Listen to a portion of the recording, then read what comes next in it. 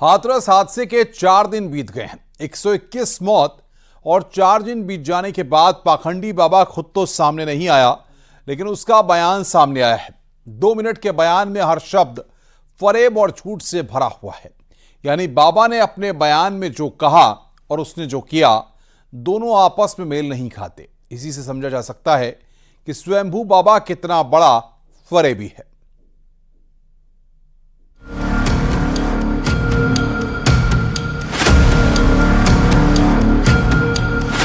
बाबा तो सामने आया, लेकिन बयान पर झूठ का साया।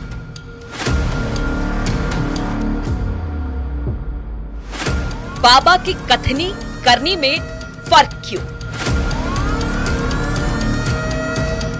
वो मुर्दे में जान फूंकने का दावा करता है, लेकिन लाशों का अंबार लगाकर वो भाग जाता है।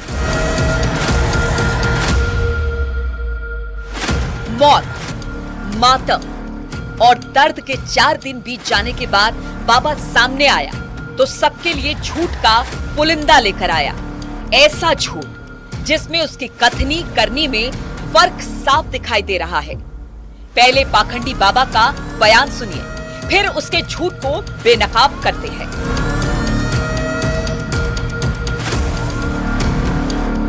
पाखंडी बाबा कहता है कि मैं 2 जुलाई की घटना के बाद बहुत व्यथित हूं, लेकिन अगर वो सच कह रहा है तो दर्द बांटने के बजाय बाबा फरार क्यों है? हम 2 जुलाई की घटना के बाद बहुत ही व्यथित हैं। बाबा कहता है कि प्रभु हमें इस दुख की घड़ी से लड़ने की शक्ति दे। वो खुद को भी कभी भगवान कहता था, लेकिन अब सवाल उठता है कि घड़ियाली आंसू बहाने के बजाय हादसे को रोकने की कोशिश क्यों नहीं की? प्रभु हमें बस संगत को इस दुख की घड़ी से उबरने की शक्ति दें। बाबा का सबसे बड़ा झूठ तो तब पकड़ा गया जब उसने कहा सभी शासन और प्रशासन पर भरोसा बनाए रखे। लेकिन सवाल ये है कि वो खुद पुलिस से अब तक क्यों भाग रहा है? सभी शासन एवं प्रशासन पर भरोसा बनाए रखें। बाबा के बयानों और उसके इरादों का फर्क हमें तो साफ साफ दिखाई दे रहा है। बयान से साफ है कि उसके अंदर का चोर पुलिस के सामने आने से रोक रहा है। हालांकि स्वयंभू बाबा के वकील एपी सिंह का दावा कुछ और ही है। साकार हरि किसी एफआईआर में नामजद है क्या? नहीं, अभी बिल्कुल वांटेड है क्या? कोई उनसे किसी को पूछताछ करनी है क्या? बिल्कुल पुलिस को तो बिल्कुल करनी होगी। आप तो इन्वेस्टिगेशन एजेंसी नहीं है। लेकिन जब पुलिस लगातार उनके देखिए पुलिस उनके जो उनका घर है उसके बाहर है। सवाल देखिए खड़ा तो उनका घर कहीं नहीं, उनका घर कहीं नहीं है। उनके आश्रम होते हैं और वो आश्रम उनके नहीं होते हैं। अगर कोई भी आश्रम इस देश में नारायण साकार हरि के खुद के नाम है तो मैं आपको उनके एडवोकेट होने के नाते डॉक्टर एपी सिंह घोषणा कर रहा है कि वो आश्रम न्यूज 18 को हम डोनेट करते हैं। आप उनके देश हित के लिए काम। बाबा के बयानों में शुरू से आखिरी तक झूठ ही झूठ भरा नजर आता है। करीब 2 मिनट के बयान में बाबा का हर शब्द झूठ में डूबा हुआ था। ऐसा झूठ जिसे पचा पाना आसान नहीं। बाबा ने अपने बयान में कहा कि हमें विश्वास है कि उपद्रवी बख्शे नहीं जाएंगे, लेकिन सवाल यह है कि सबसे बड़ा विलन जनता उसे ही मान रही है। फिर 4 दिन से पुलिस के सामने क्यों नहीं आया बाबा? हमें विश्वास है जो भी उपद्रवकारी हैं वो बख्शे नहीं जाएंगे। बाबा ने अपने बयान में पीड़ितों के साथ जीवन भर खड़े रहने का आग्रह किया है, लेकिन सच्चाई ये है कि पाखंडी बाबा पीड़ितों से मिला तक नहीं। फिर भला वो जीवन भर साथ खड़ा रहने का दावा कैसे कर सकता है? दिवंगत आत्माओं के परिजनों एवं इलाजरत घायलों के साथ जीवन पर्यंत तन धन से खड़े रहने का आग्रह किया है, जिसको सभी ने माना भी है। बाबा की कहानी में गजब का झोल है। वो बाबा जो उपद्रवियों को ही बख्शे जाने का दावा कर रहा है, हादसे के बाद कुछ इस तरह भाग रहा था।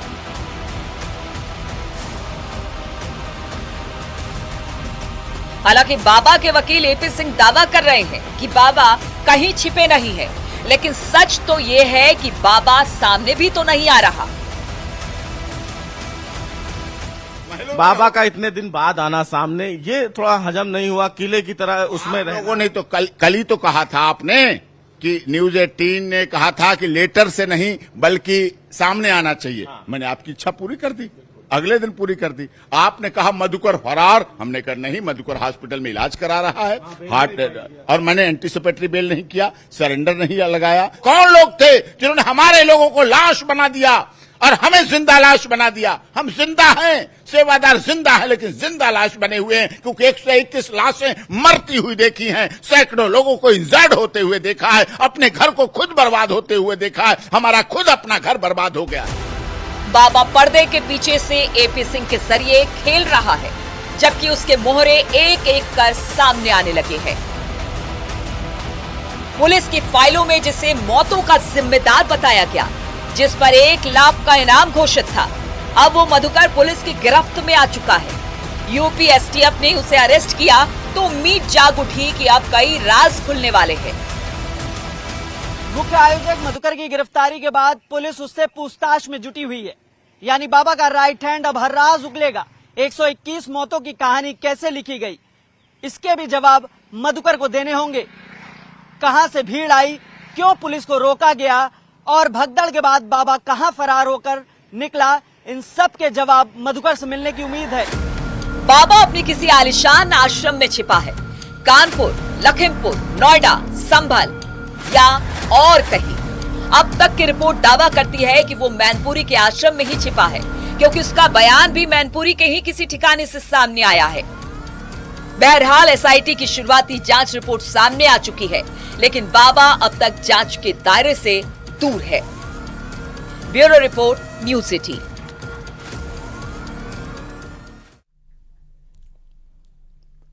बाबा साकार हरि का हर चेहरा अब सबके सामने आ रहा है। उसकी लेविश लाइफ, आलिशान आश्रम और आश्रम के स्पेशल इंतजामात, एक ऐसा ही खुलासा उसे अलवर आश्रम को लेकर हुआ।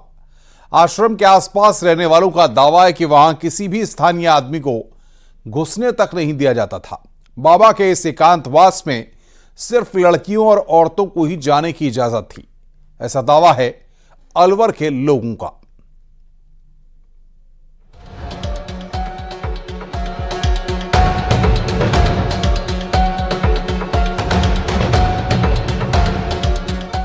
स्वयंभू बाबा का अलबेला आश्रम, यानी उसके रहस्य लोक का एक नया चैप्टर, जिसके खुलते ही बाबा का असली चेहरा दुनिया के सामने आ गया।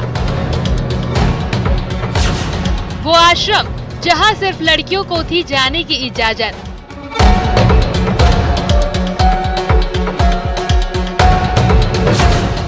मैनपुरी से लगभग 303 किलोमीटर दूर राजस्थान का अलवर जिला।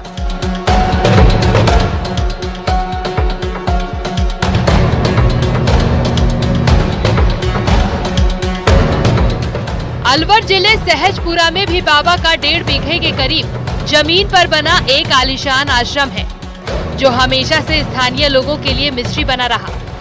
लेकिन इस आश्रम के सबसे हैरान करने वाला सच का कनेक्शन लड़कियों से है। उनकी नासनी नहीं आती, नासनी यहाँ भी दोबारा आए हैं। दोबारा आश्रम में हम आए बिना और वहीं से एंट्री नहीं होती थी। अच्छा, किसी की भी कोई एंट्री नहीं। अच्छा, श्रद्धालु के लिए फिर श्रद्धालु आते थे, उनकी कैसे एंट्री होती थी? अब उनका इनका सिस्टम का इनको पता कौन आता है इसमें, कौन नहीं आता, क्या करते हैं। यानी इस आश्रम में किसी भी लोकल आदमी को एंट्री नहीं मिलती थी, बल्कि आश्रम में स्पेशल पास वाली महिला भक्तों को ही जाने की इजाजत थी। इस आश्रम में जब सत्संग होता था तभी आम श्रद्धालुओं को अंदर जाने की इजाजत मिलती थी। सहजपुरा गांव के लोग बताते हैं कि बाबा के इस आश्रम में गांव के लोगों को आने जाने से रोक दिया जाता था। सिर्फ बाहर से ही आने वाली महिला श्रद्धालुओं और लड़कियों को आश्रम में आने की अनुमति थी। महिला सेवादारों के अंदर जाने के बाद आश्रम में क्या होता था ये कोई नहीं जानता। अच्छा हुआ नहीं, भीड़ तो भयंकर।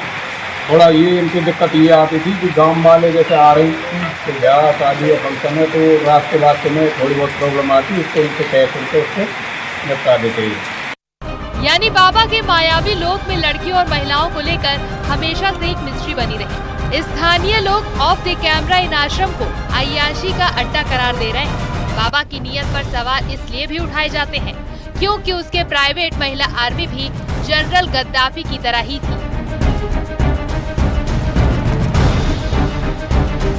मीडिया रिपोर्ट्स में सूरजपाल जाटव के पूर्व सेवादार रहे रंजीत सिंह के दावे से कई सनसनीखेज सच उजागर हुए हैं। रंजीत सिंह ने अपने इंटरव्यू में दावा किया है कि सूरजपाल जाटव के आश्रम में 16 से 17 साल की कई लड़कियां रहती हैं, जिन्हें ये अपनी शिष्या बताता है। सूरजपाल इन लड़कियों से काम भी करवाता है। सारा साम्राज्य परेड की बुनियाद पर तान रखा है, लेकिन पाखंड पर खड़े उसके इस साम्राज्य की नींव अब हिल चुकी है। पाखंडी बाबा का चेहरा बेनकाब हो चुका है। Bureau report news 18।